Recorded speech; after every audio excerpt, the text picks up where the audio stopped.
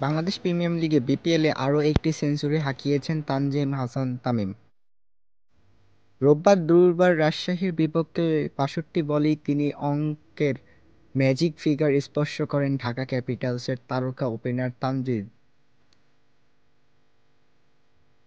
৬২ বলে ৭টি ছক্কা আর ৬টি বাউন্ডারির সাহায্যে সেঞ্চুরি পূরণ করেন তানজিদ। এর আগে ২০২৩ সালের বিপিএলে প্রথম সেঞ্চুরি করেছিলেন তরুণ এই তারকা ওপেনার। আজ সিলেট আন্তর্জাতিক ক্রিকেট স্টেডিয়ামে পেলেন টি-টোয়েন্টি ক্যারিয়ারের দ্বিতীয় সেঞ্চুরি।